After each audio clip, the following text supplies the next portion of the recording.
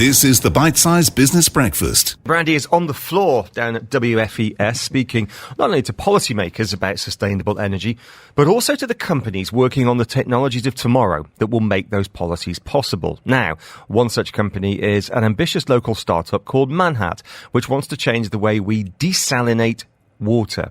They're looking to make fresh water out of sea using the power of the sun and ultimately create floating farms. The founder is Dr. Saeed Al-Khazraji, and he's been speaking to Brandy about the science. If you look at the natural water cycle, it starts by the solar radiation heating up any open water surface, whether it's a river, it's a lake, it's a sea.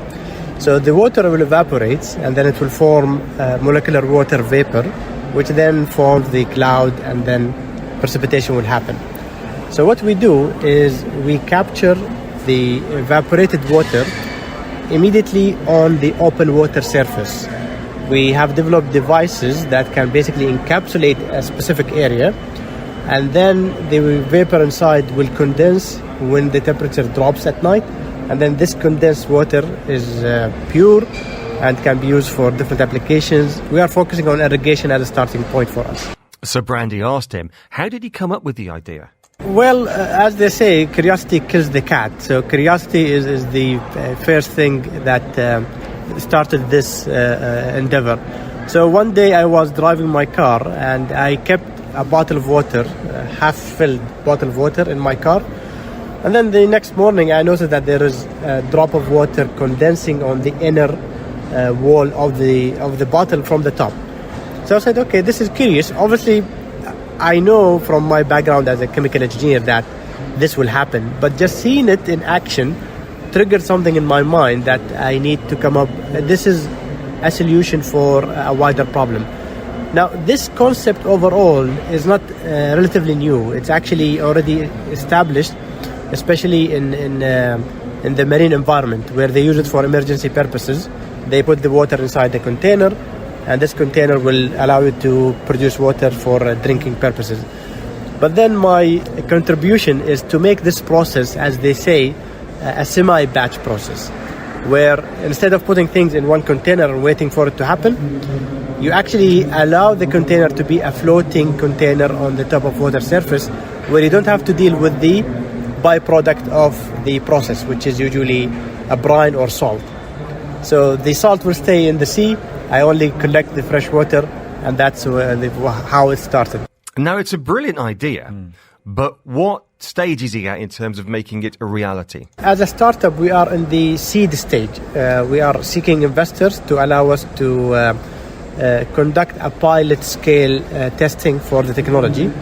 In terms of the technology itself, technically speaking, we are, as they said, in a technology readiness level of 6 out of 9, which basically said that we are close to having it working in a full-fledged environment, but we are 3 steps away from achieving our goal of full understanding of how the technology would work in a real environment. So these are the 2 parallels in where we are as a startup and as a technology. So what do you need to do next? Well, as a startup, we are really on a day-to-day basis and survivalists. So we need investors to allow us to continue our works. So the investment will be key to allow us to do the pilot scale. So we are seeking investors to chip in monetarily and also in kind to allow us to do this pilot scale. And at the same time, we are already working on enhancing the technology and its derivative, because we know it's a competitive area. You cannot rely on a singular patent per se. We try to cover a wider scope of patents to allow us to be competitive. And that is why he's at the World Future Energy Summit, to meet the right people. We came here as part of the Innovate. It's a Masdar City initiative where they bring different startups focusing on different areas of sustainability, whether it's water, energy, waste. We want to talk to our stakeholders.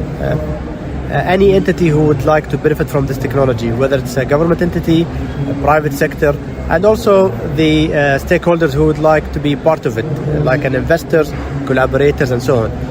So this is the best platform for us to highlight and showcase our technology in the best way possible with the widest audience who really focus on this area already. So finally, looking to the future, Brandy asked him, how does he see this technology being used? One of our challenge is to define our business model, and we've gone through a lot of different iterations of how to do it best. So right now, we identified that irrigation and farming on open water surfaces will be, in my opinion, the best way to utilize this technology because of what it can do in terms of production and what it cannot do in terms of how you can implement it in different areas around the world. So floating farms, I believe, will be the best way to utilize our technology. And obviously, once you say farm, then that will allow you to address other issues in terms of food security for the future. What a brilliant guy. Sounds good. Yeah, really, really good.